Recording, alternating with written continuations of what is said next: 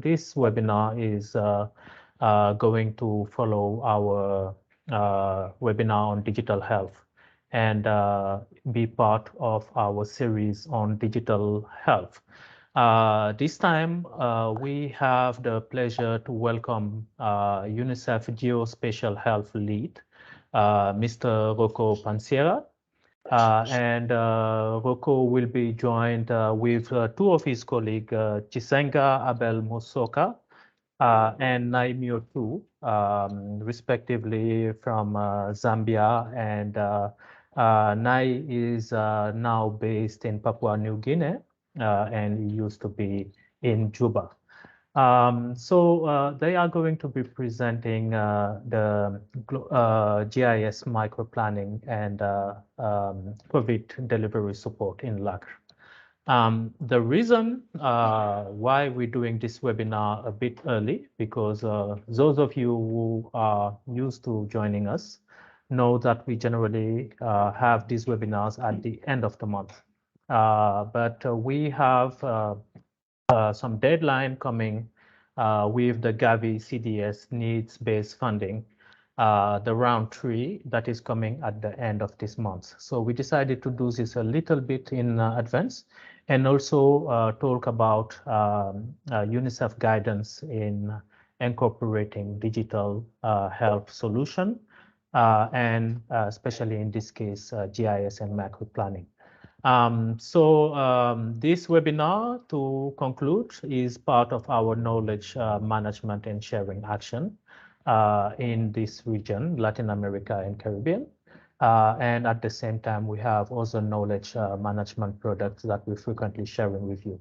So I see a bunch of familiar faces that I'm very glad are making the time in their busy schedule to join this call. And without further ado, I'll pass the floor on to Rocco to take us through. Thank you again, Rocco. Good morning, good evening, good afternoon, colleagues. I hope you can all hear me well. My name is Rocco Pansiera, and I'm the Geospatial Health Specialist in the UNICEF Health Section in New York, and I coordinate UNICEF global support related to the use of geospatial data and technologies for health programs. It's my pleasure today to lead you through a short webinar on the topic of GIS microplanning for COVID delivery support. I will start today with a very brief overview of the global support around which UNICEF and COVAX partners, especially WHO, are coordinating and providing support globally in the area of digital health and specifically geospatial solutions. I will then provide a brief introduction on the use of GIS for immunization microplanning and the requirements for deployment of these solutions in countries, and discuss a guidance that we have produced to support countries in the inclusion of funding requests in the Gavi CDS third window related to geospatial investments. And we'll then have two presentations on application of GIS for microplanning, one from UNICEF in Myanmar on microplanning for EPI, and one more recent in Zambia on application of GIS for COVID-19. To give you a bit of an overview of the practicalities of implementation on the ground. So global support for deployment of digital health solutions, including geospatial solutions for COVID-19 vaccines, is coordinated through the Digital Health Center of Excellence, the DICE, which you might have heard of before. DICE is a multi-agency consortium co-led by UNICEF and the WHO, established in 2021 as the sort of field-facing support mechanisms for UNICEF Digital Health and Information System Unit. DICE works to improve donor coordination and provide targeted technical assistance to countries. At the global level, DICE works mainly to coordinate and align donors and implementing partners' investments around a common digital health approach and standardized digital solutions. While at the country level, DICE works through existing UNICEF and WHO regional and country structures to support countries increasing their capacity to identify, develop, and scale digital solutions. More specifically, at the country level, DICE supports the establishment on well-integrated digital and geospatial health solutions in a number of ways. We support concept notes, terms of references, business requirements, and funding proposals. We provide guidance and support implementation of assessment tools for mapping the digital ecosystem and ensuring that digital solutions are embedded in a adequate digital ecosystems. We advise on existing digital global goods and including existing evidence and plans to scale and institutionalize. And finally, we provide recommendations and support in contracting technical experts and partners and support capacity building effort. When it comes to support specifically related to geospatial data and technologies, DICE relies on the coordination of the WHO and UNICEF COVAX GIS working group. The COVAX GIS working group is a global level coordination effort to streamline and coordinate geospatial services and data offerings for countries that are seeking such resources for COVAX. Since 2020, the group has been providing guidance to country with support in a number of areas, including supporting fundraising for GIS investments, for example, through dissemination activities such as this webinar. We've been providing guidance on assessing the enabling environment to ensure sustainable deployment of geospatial solutions in country information systems. We provide support in contracting GIS technical experts and partners, provide guidance on and tools for planning, for costing, and we provide technical assistance for implementation of GIS solutions. Support is provided through a series of tools that are linked here, as well as bilateral or bilateral support directly with countries to a certain extent. So one of the core areas of support in the context of COVAX has been that of the use of GIS for immunization microplanning, which is recognized as a potential game-changing application of geospatial solutions to support COVID-19, and in particular to support the identification of target populations and the optimization of service delivery, vaccine service delivery.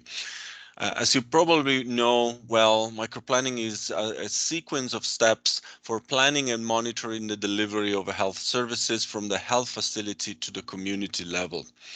The microplanning cycle goes from the identification of target population to the optimization of service delivery strategies and includes the management of resources and supplies and the reporting of the outcomes of vaccine delivery to a higher level at the district and back into the health information systems. There are a number of opportunities for digitization along this cycle, and we're not discussing all of them today, but the use of GIS in this cycle is generally linked to the steps that are related to the planning phase, where the target population is located, operational maps of the catchment areas are drawn, and service delivery strategies are optimized using geospatial data and geospatial analysis to ensure all target populations receive services. So at its core, GIS-based microplanning involves the use of spatial information on a number of spatial information on a number of core information needs: the population distributions, the location of health infrastructures, and geographic information on the connecting environment, the road transportation networks, the geographic barriers, the water bodies, everything that represents and has an impact on the movement of goods and populations to health facilities and to communities. This can support decision makers involved in microplanning doing a number of things. For example, it can support the marketing accurate catchment areas of health facilities, locating the target population which is within specific health facilities catchment areas, and optimizing the delineation of catchment areas so that there is no overlap and that population is being served in the most optimal way.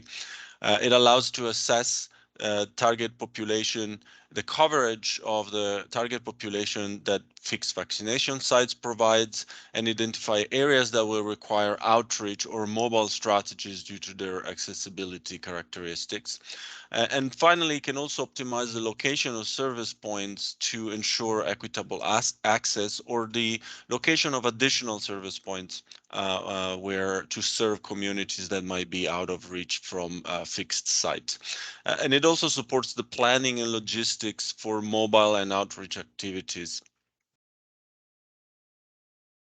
So the application of spatial information to the microplanning process, as you will see also in the use cases we'll present later, has demonstrated in a number of country applications some clear benefits with respect to the traditional use of paper-based hand-drawn maps or sketches, which is generally the common way to go about microplanning. It has been shown that the process can improve microplanning in a number of ways. Most remote and vulnerable populations can be accounted for in microplans. Population estimates from satellite imagery can be an operational alternative where census data are out of date. Spatial analysis can reveal gaps in services and communities lacking timely access to vaccination sites, and these service gaps can be reduced by deploying outreach vaccination sites and mobile clinics in the specific areas where population is lacking access. And finally, the availability of accurate GIS maps, we have seen strengthen accountability of the microplanning process at multiple level of the decision-making process by providing more evidence of what is happening at the frontline level of delivery. Now, given that microplanning is a process that extends across multiple levels of the Ministry of Health, the path to sustainable deployment of GIS solutions necessarily requires a holistic integration with various actors in the MOH. In general, the sustainable implementation of GIS for any health programs will benefit from the establishment of a suitable enabling environment for GIS, or what we also refer to as the geo-enabling environment, which is a set of elements, political, strategic, capacity, and so on, that needs to be in place in the ministry or through partners to be able to sustain at the country level this deployment. A number of principles have emerged based on past experience to make this process successful. First of all, the process benefits from being aligned with the country GIS context and the existing capacity in the Ministry of Health or related agencies that sometimes have the mandate on geospatial data management for the country. Ministry of Health ownership can be enhanced through the establishments of a governance structure for GIS assets and matters. The cycle of geospatial data collection, management, and update is more sustainable if integrated into Ministry of Health functions or related governmental agencies. And yet uptake of GIS products, especially at the front line, needs to be ensured through participatory involvement of the frontline health staff, for example, in the data collection and in the map production process. These elements are quite crucial to be able to ensure scalability and sustainability of the deployment.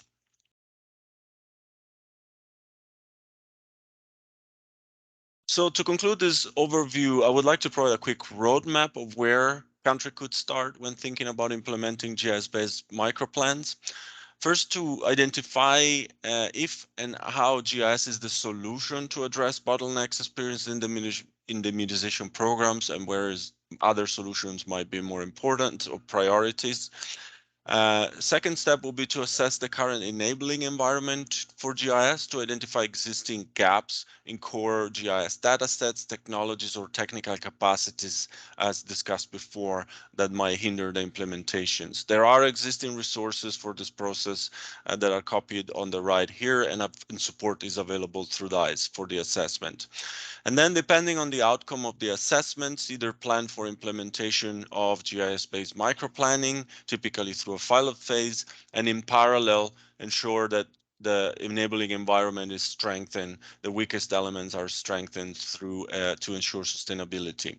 Or in a case where there might be gaps in the enabling environment, the suggestion is to focus on establishing a plan to build the core elements of the enabling environment, and then plan for implementation of a pilot phase to stimulate Ministry of Health engagement and coordination and mobilization. As I mentioned, support is available through both guidances and DICE as well. I would like now to quickly notify you of a short guidance that we have compiled to support countries in the inclusions of GIS in the Gavi COVID-19 delivery support funding proposals. As you're probably aware, countries can use the Gavi CDS funding to support planning, vaccine delivery, and monitoring activities, where these activities are aligned with the priorities identified in the National Deployment and Vaccination Plan. Gavi 3DS Windows has a focus on three key objectives, and specifically in the integration of COVID-19 and in the routine immunization to achieve sustainable benefits. Geospatial innovation is eligible for Gavi CDS fundings, and countries are in fact encouraged to include innovations, innovative activities that support COVID-19 vaccine delivery. There's been strong interest from many countries in the inclusion of GIS solutions in the application for Gavi funding, and to facilitate this process, the GIS working group has released an information note, which is available here in the links here at the bottom, and we will distribute for sure. And has the main objective to support countries in the application process for CDS. The document is intended for immunization planners, managers, and other stakeholders involved in the application, and it provides practical information that they can use to first of all, identify the GIS investments that are relevant to specific programmatic gaps in the NDVP eligible areas, to formulate a narrative on how these investments will address the programmatic gaps. And finally, it supports the formulation of a sound budget by providing a list of cost items that need to be considered for each investment. And the table on the right here shows just an example, an extract from the guidance on how to guide that, how we guide identification of GIS investments relevant to each programmatic area. The guidance is available again at this link. Please do access it if you're interested. So this concludes my introduction. I will now hand it over to Dr. Naimio Tu, who is an immunization specialist from UNICEF in Papua New Guinea. He worked with UNICEF South Sudan for 2 years as immunization supply chain specialist, and also with UNICEF Myanmar as health specialist for immunization programs. I will hand it over to Nay for his presentations.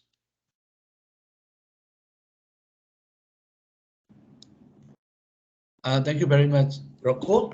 And colleagues, good morning, good afternoon, and good night. For me, it's 1 a.m. in the morning from PNG, so my morning greeting to all of you. I'm very happy to share some of the experiences utilizing these geospatial tools to strengthen immunization microplanning back in 2018 and 19, even though it is a little bit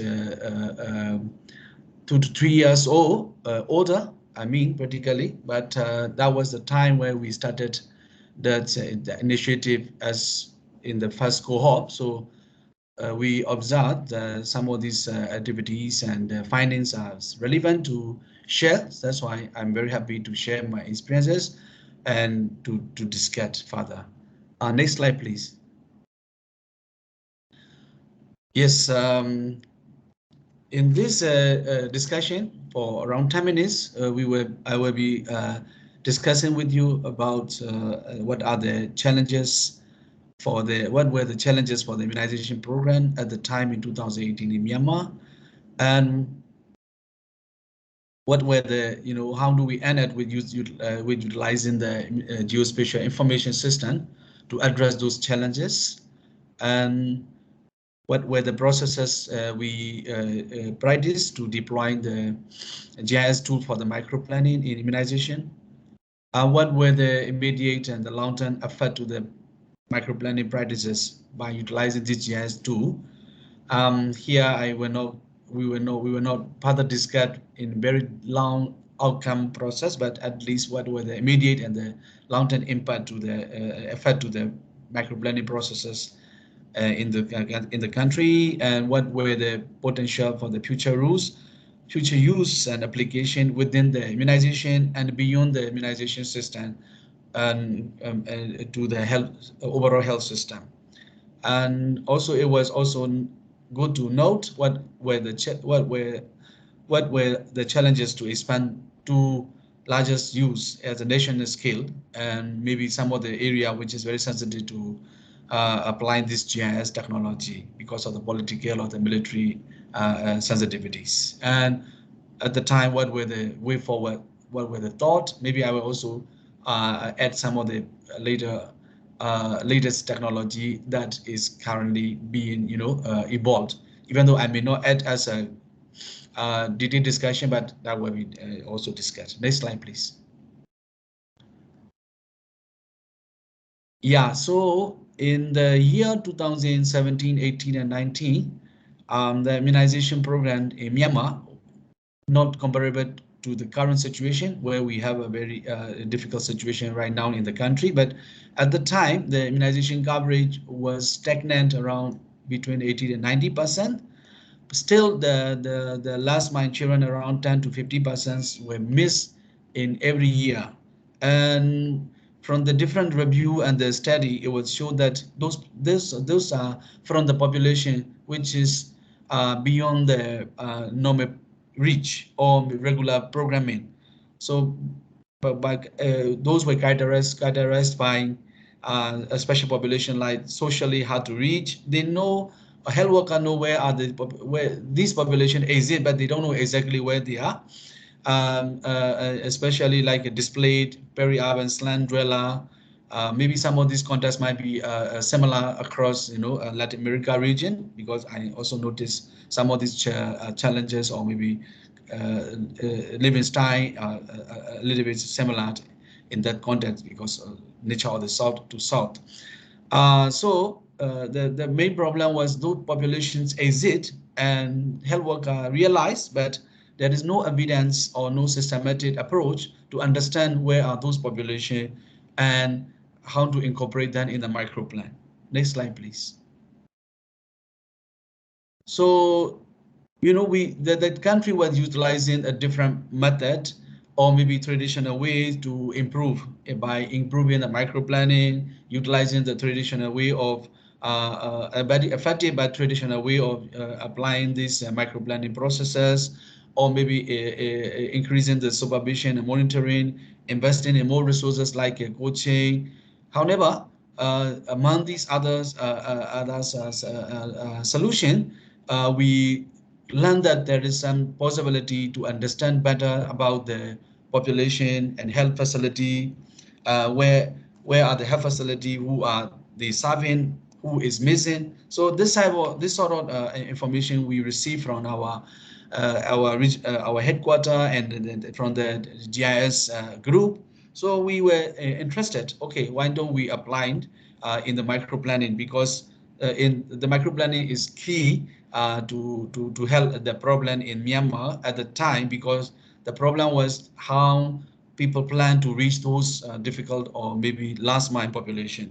So as Rocco also mentioned in his previous slide, normally we use hand write or maybe the sketch match, where we do not have a better information for the supervisor unless they go and they reach everywhere, which is not possible in the resource constraint situation for the supervisor and for the national level planner or the state level planner to reach everywhere to understand their plan. So the GIS come in a role to understand those populations. So at the time, the GIS informations were available, but there may not be, those information were not up to date and are not according to the need for the health worker or for the immunization program to develop the micro plan. So So the based on the workshop and the brainstorming exercise, we end at, okay, to understand the populations and the characteristic of the population, and also health facility distribution, that is in the context of Myanmar. So the group decided, okay, we're trying to define the population by naming them as an EPI community, because whenever there are people, there may be children. Whenever there is a children, there is an interest for the immunization program. So we name them as an immunization EPI community. So any places where people are living, they were defined in different, characteristics, and that's the basis where geospatial information for those communities start to apply, start to collect. Next slide, please. So different processes involved to understand the facility communities, which are very basic for the microplant, to guide the appropriate strategies, including all the topography and the the mode of transport and the barriers, physical and the other barriers. So what as a first step, that was the method used in 2018 and 19. So the SOP for data collection for the communities and the facilities and boundaries that were developed, and all the information were collected by the health worker by visiting those locations. So that was one of the tedious stuff, health worker to go everywhere to collect, to understand those locations. After that, those communities boundary and health facility boundary were, developed in consultation with all the health worker. You will see some of the picture and activity that involvement of the frontline health worker in this process. And then based on all the basic information collected, and also with the information from the available GIS map, as well as involvement of the volunteer group to understand better non-health facility or non-community structure, other viable structure that were developed, and that finally led to creation of the GIS-based map. First of all, we started with the PDF or maybe paper-based map that were translated into some of the benign shape, and we tried to work with the health worker to understand and then train them how to use, interpret the map and link with their microplanning. So that was the processes involved, and most of the processes we ran through the Ministry of Health staff with the support of UNICEF staff and consultant, and that was tedious and it took time. And for pilot, we started with the different processes of pilot, extended pilot, and national rollout, so that we have kept it, because we use the naive health worker to start to understand and involve in the process. So the process took almost 6 months, minimum 6 months, to have one round of data collection and availability of the microplanning map and the training and utilization. Next slide, please. So throughout this process, we learned and we get some of the good benefits from these processes of microplanning. So previously those communities that were in the different condition or characteristics which were not known to the health worker or not known to the planner were well defined, and also matched with the health facility distribution plan. In one instance, some of the migrant settlement were identified. That settlement, the health worker know, but it was not visible for the planner or the monitor or the head manager to incorporate into the microplan, or to make sure that these people population are part of the microplan they serve.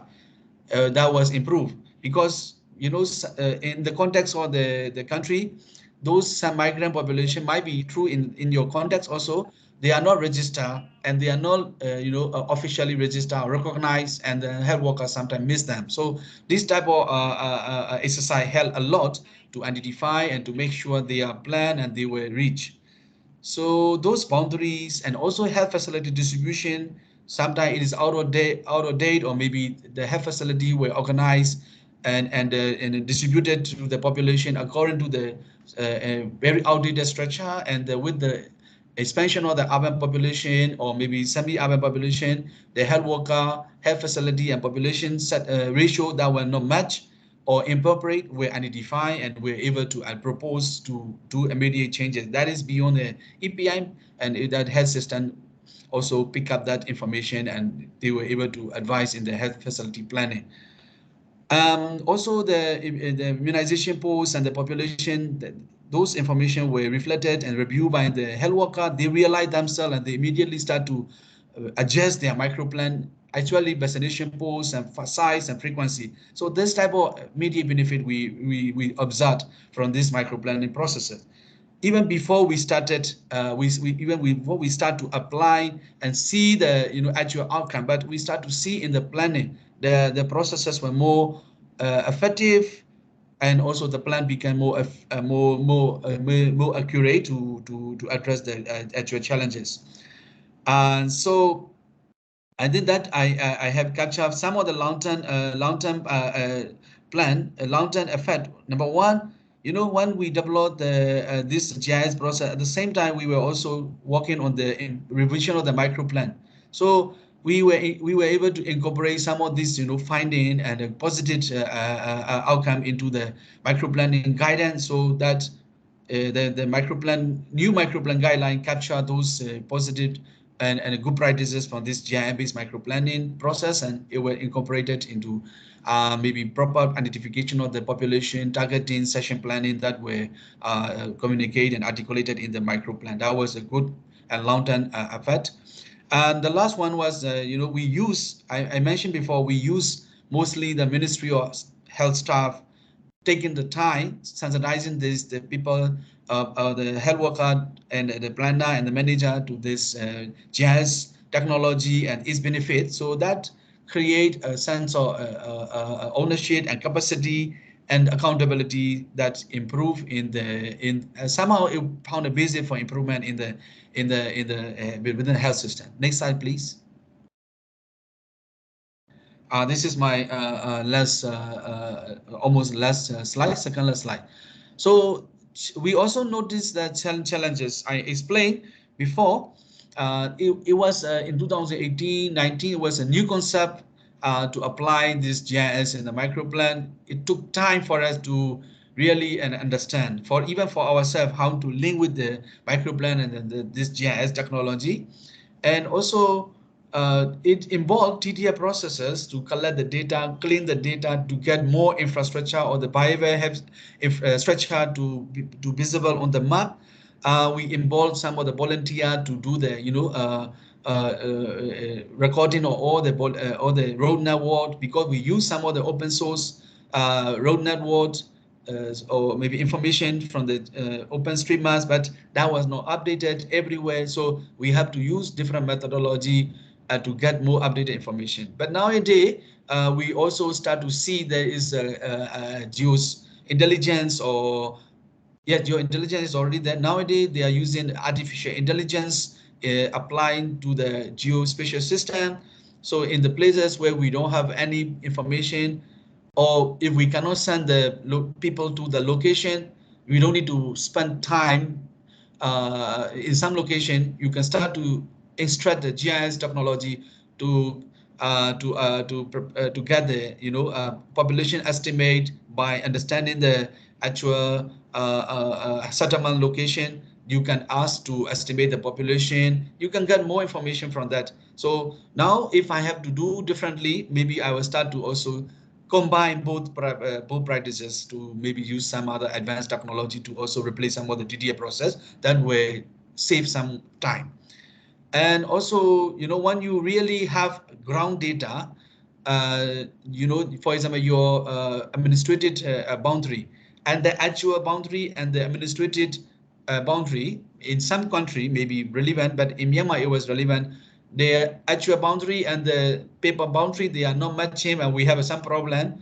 And this one location we identify from one administrative area fall into another administrative area in the paper. So there was a challenge to understand and determine this area belong to which administrative site. So this type of actual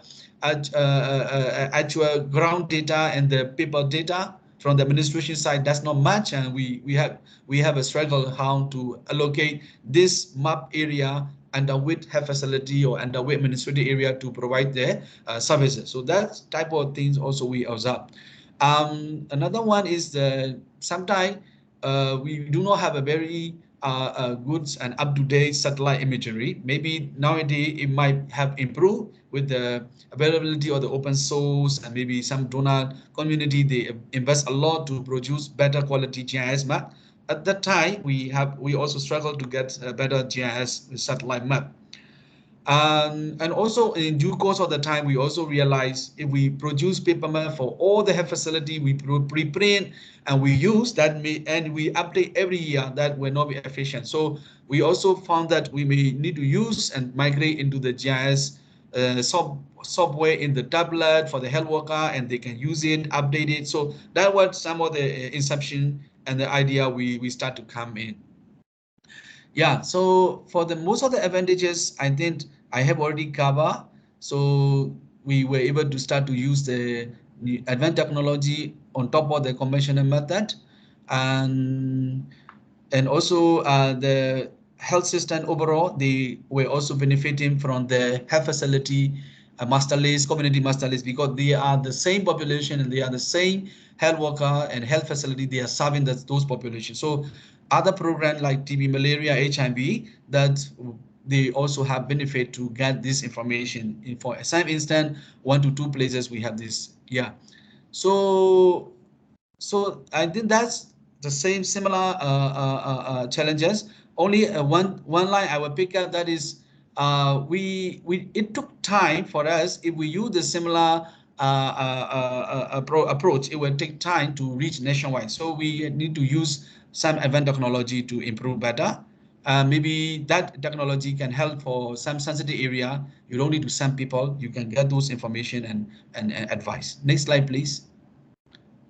Yeah, that's the last slide, I promise. So the process we practice in Myanmar, from the traditional paper map to the skill microplan map, from the GIS, the technical assistant, and also one big maps you will see in the picture below, that health worker can use from the tablet or the map, and he can better understand his location by understanding it, all the boundary communities, and have a vaccination post. So this was a very good initiative, and is have a lot. And also I think with the technology changes, those challenges may be able to improve, and we can better use it, and health worker may be sensitized better, and the health system, we need to also advocate and orient and educate so that they have a buy-in and they can use it. So that's my sharing and discussion for all, and thanks so much for your patience and attention.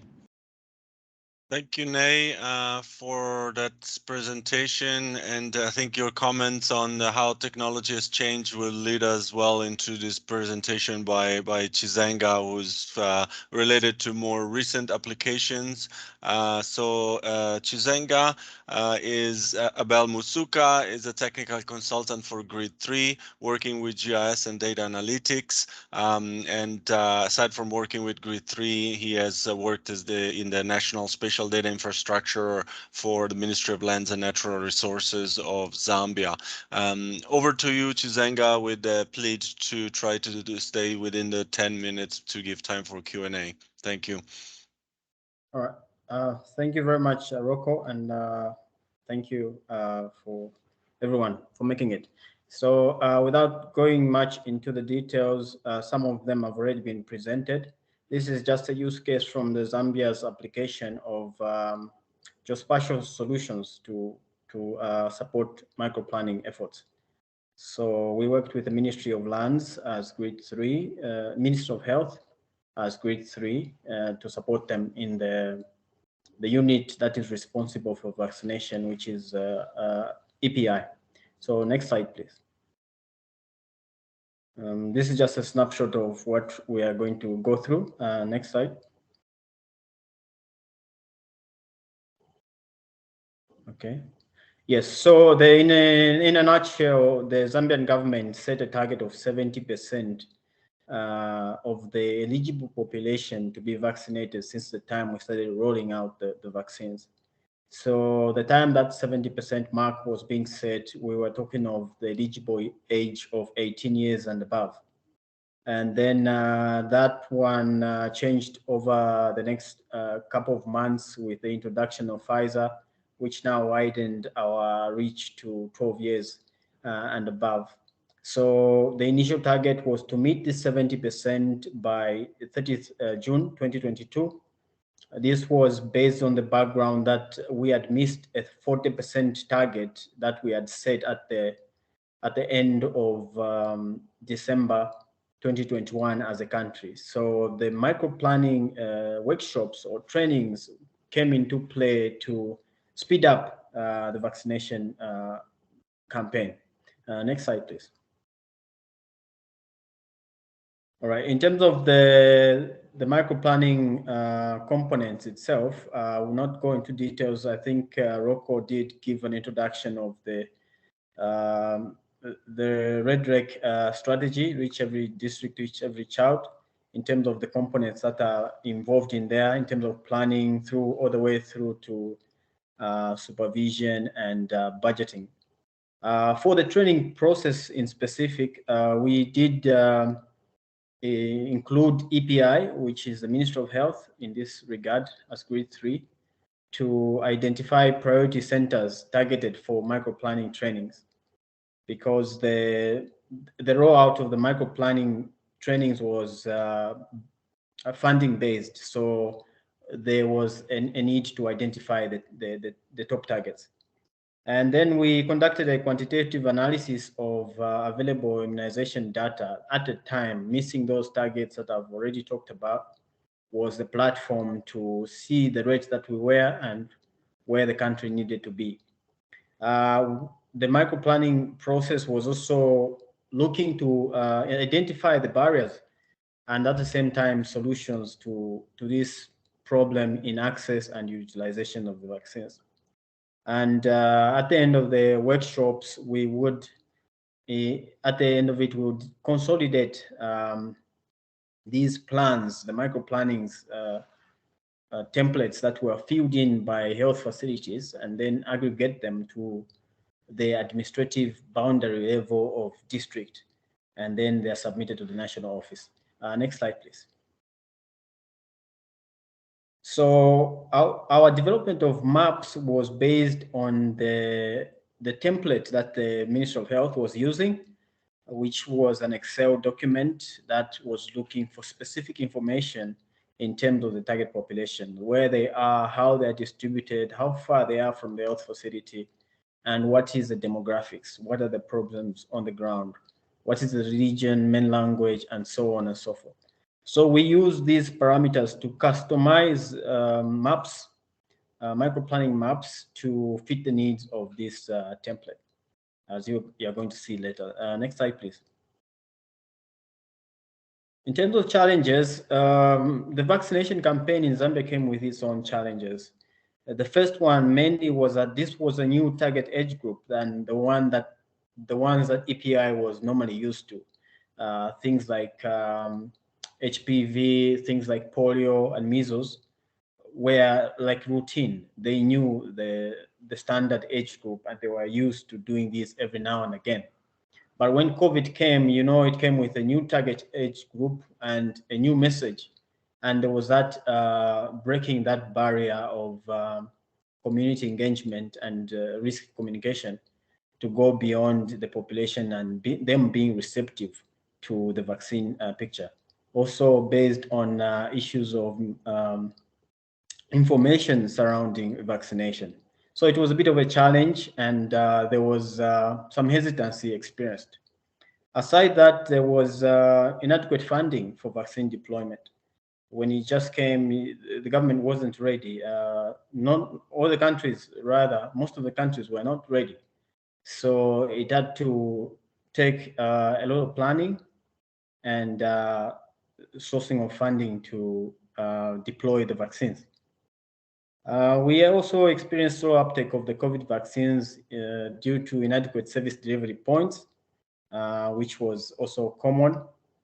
We had weak and passive IFE surveillance system, which is just the adverse effects following immunization. These were not really established at the point when we're trying to break in. There was limitation of data entry staff at service delivery points. And then we also had, lastly, we also had some limited GIS capacity at the EPI.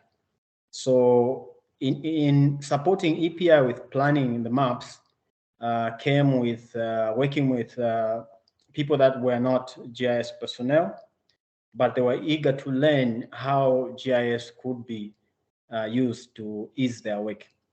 So that just spoke to the limit. Next slide, please. In terms of our spatial data solutions, we developed the maps and were able to print for all the 116 districts in the country. These maps were developed based on the template, as earlier said, and they were tailored to fit EPI's needs. And then we use the core geospatial layers that are needed on the ground for ease of understanding for the healthcare workers. We added things like the population catchment boundaries.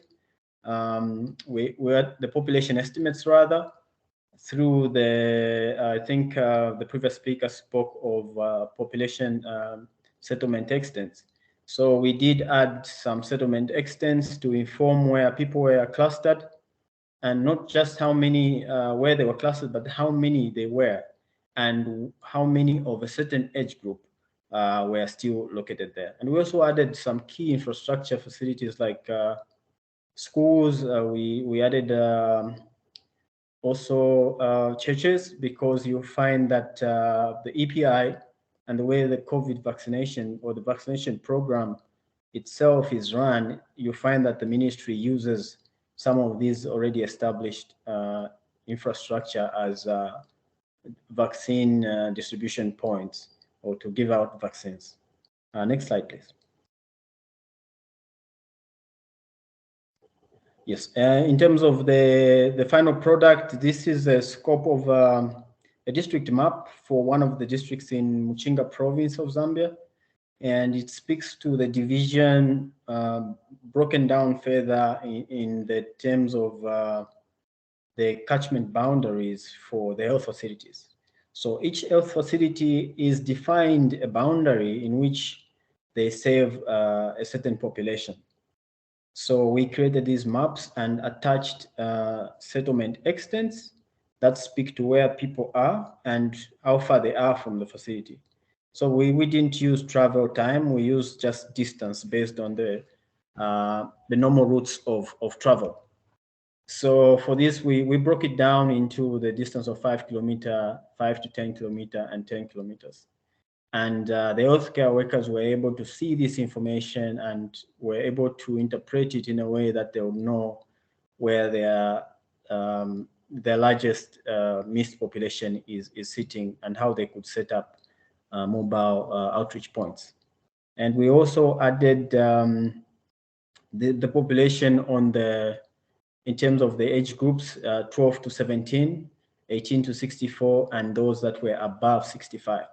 Because you find that sometimes the government was targeting people that are more susceptible to the effects of COVID-19, like the vulnerable population of the senior citizens.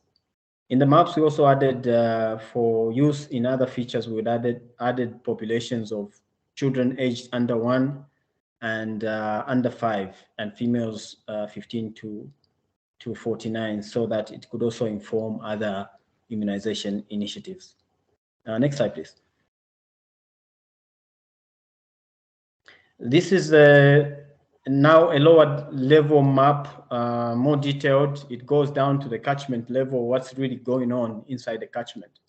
So in this map, we would show the catchment boundary of a facility, and then we would show the population of the facility based on those color codes to show how far people are. And those that are in green, those speaks to 5 kilometer, and yellow speaks to the next stage, and pink speaks to the furthest from the facility.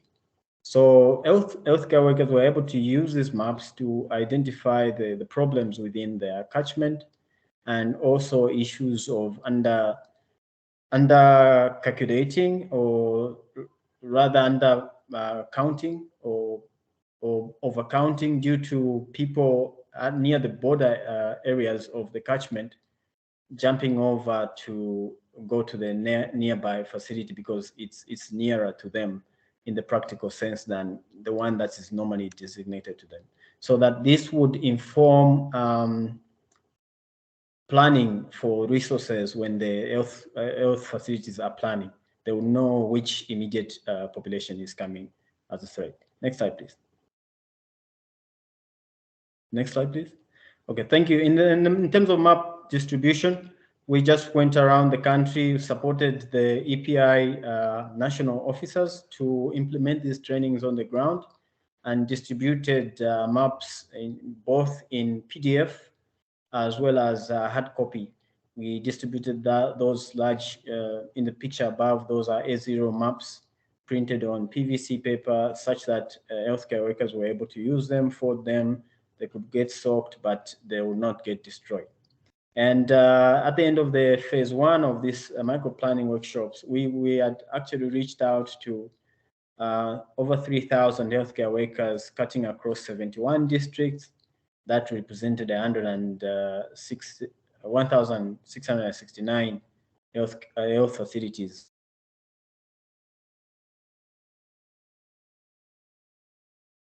Next slide, please.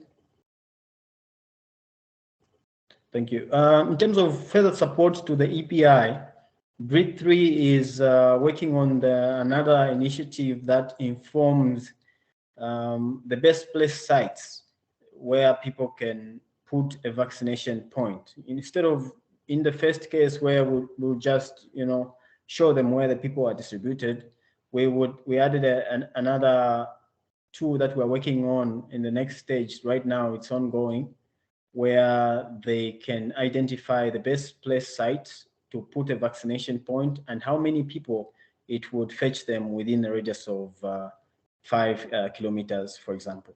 Next slide, please.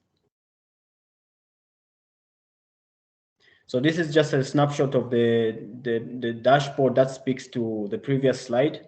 It just gives the picture of the best place site for a vaccination point. They can't use just facilities. Sometimes they need to go somewhere, set up a tent. And even if they go in an area where they can't set up a tent, they would like to identify already existing features like a nearby school and how far that school is, or how far that church is, so that it can be used to catch that population. So this analysis focuses on arranging these optimized sites for vaccination by rank in order of the one that will get you the largest number, looking at prioritizing purposes and budgetary needs. Next slide, please. Next slide, please. In terms of, sorry, the previous slide. In terms of the outcomes and lessons learned, it was really practical, and we were able to determine through this effort, the maps were able to determine the fixed strategy, outreach or mobile, that could be used in the practical situation. Then there was an ability for the healthcare workers to clearly see the delineation of their service area points, and also see the immediate population that is close by to them from the other catchments. Then the maps informed the better resource allocation for transport costs, because the healthcare workers were able to use the maps to physically calculate distance on the maps, and then input it in the budgeting cost for transportation. There was a factor that was given for calculating of fuel for budget needs for outreach programs. Then districts who received training had also experienced an increase in vaccination rates. We spoke of an example of Kafue district, which surpassed the national target of 77% after receiving the training in February. You'll find that by the time we were in in December, at the end of December 2021, the vaccination rate was very low nationwide, but through the campaign, mid of the year 2022, we saw over double of the 4 times the number that we had covered just in 2021. So the whole exercise, the efforts of EPI and the support of Grade 3 and other partners greatly improved the vaccination stage that we have reached at as a country now. Next slide, please. In terms of lessons learned, I will not speak into too much details in bearing the time, but the micro-planning trainings ensured facilities were able to establish a baseline by developing health facility level micro plans. Previously, a lot of facilities did not have catchment level micro plans. The micro planning was done from top down, where vaccines were just distributed based on what was coming in. But this approach changed the strategy, where the top sector of Ministry of Health Planning was waiting from the input from the facilities in terms of what were the actual needs and the problems on the ground. Then GIS trainings are also being offered to support the Ministry of Health, the EPI office.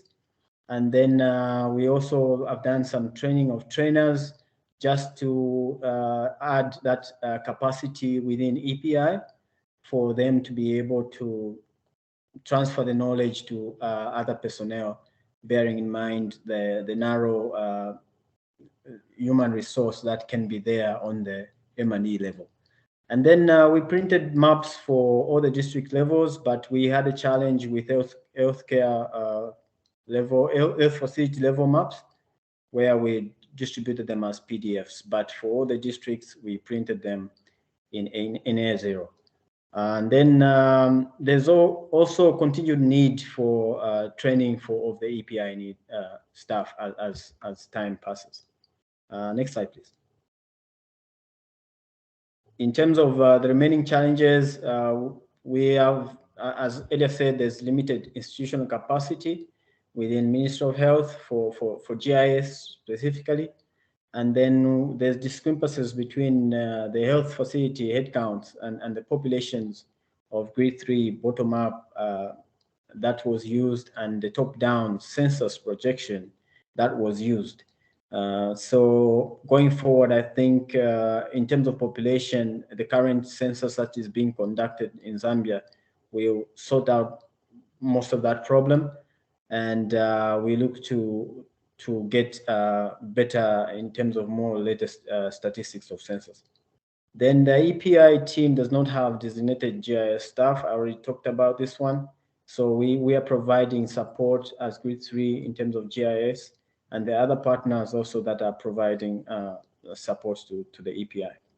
Then there's a large number of facilities that require to be trained, and there's limit of staff between how many staff can be available from Grade 3 to be practically on the ground. Then also further trainings that are required are remaining challenges.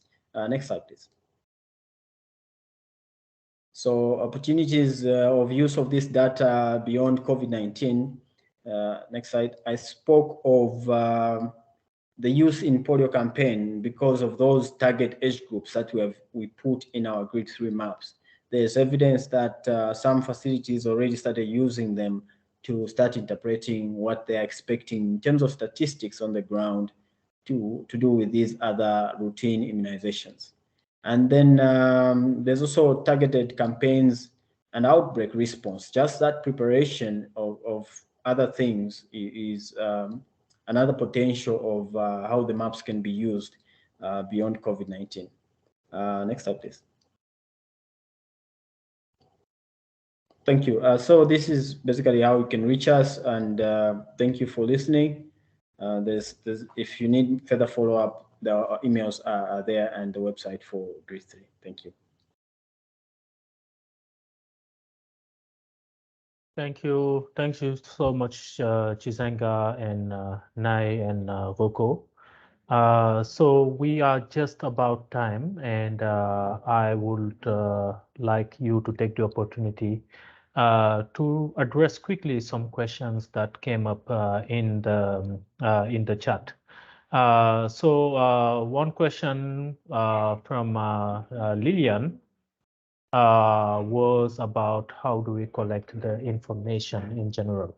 And a follow-up question from Marco, which has been partially answered, is how do you monitor the cold chain equipment? And there are many more details at play here. So I'm pretty sure that if you cannot answer the question in length during this webinar, we will provide you with some material that will help address those questions. But quickly, Roko, Nai, or Chisenga, if you want to address the question around data collection and equipment monitoring for cold chain, the cold chain use case. Over. And Nai, would you want to go first, or? Okay, thank you so much. Quickly do the data collection. Yeah, there were data collection were two questions where I will combine it. So we didn't use existing technology just to to locate from the remotely from the GIS map, but we use our health worker who know the location, ask them to go to those locations and collect the health facility information, community information. Okay, so they are the one who were trained and go and collect, so they get hands-on information about the locality. Because that we have an opportunity. But two, they use the simple mobile, the smart mobile or the tablet to collect the geospatial information, just the point information or the coordinates. But after getting those information to develop the boundary, we utilize the health manager or some IT friendly health worker to do the boundary mapping using all the health worker from the locality to tell and to look at the geography and to divide the boundary according to their knowledge and involving the local authority. So that's the method we do. Number two, quickly for the cold chain, yes, we collect the information about point location or the cold chain equipment in the from the similar type of initiative, and we interpret into the map with the different analysis. But regarding the temperature data, because we cannot, yeah, there is an option if you monitor, if you add the temperature data, is possible in the existing database. But normally for this real-time temperature monitoring, we use a lot of remote temperature monitoring devices that is also available, and the UNICEF pre-qualified. There are 3 to 4 devices that you can link to the geospatial information or whatever database you have, that they can produce the temperature data and you can make it visible through the map or maybe the web page. So there are different technology for the code chain, but you can integrate, but some places, some area you cannot integrate. So that's my contribution. Thank you. Thank you so much, Naya. So let's give a chance for one additional question from the colleagues. Feel free to raise your hand, and we also speak Spanish if you want to ask your question in Spanish. Over.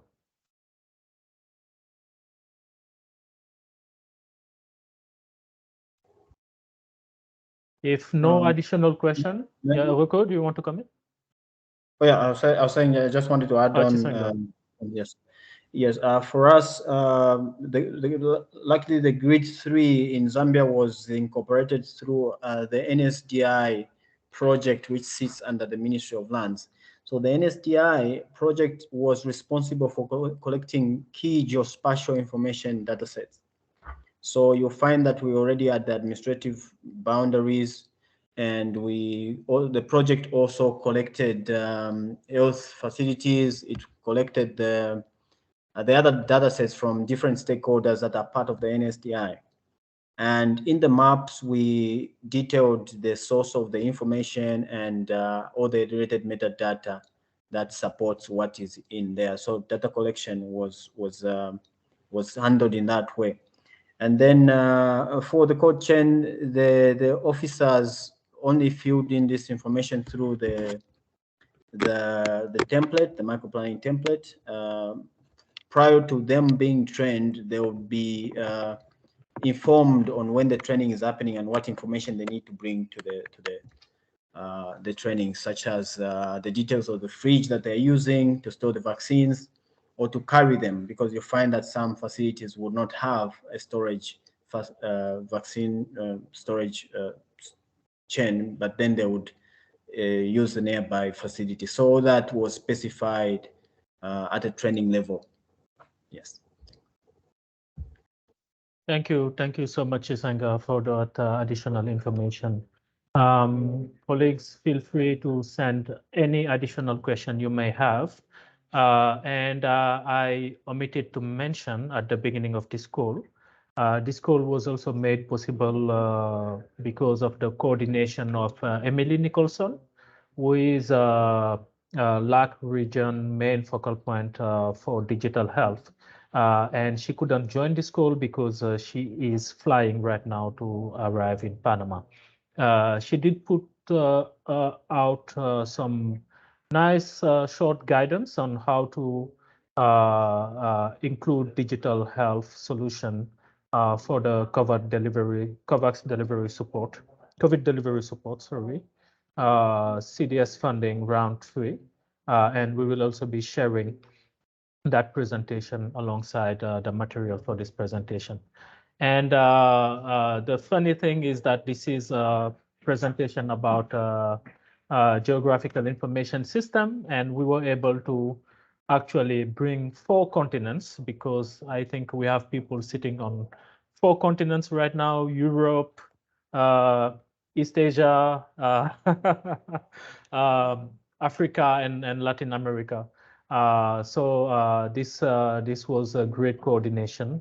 Thank you all for the time. And we are glad that we were able to have this discussion in the Latin America and Caribbean region. And we can keep this material and we can build on top of this material. Thank you again, Roko.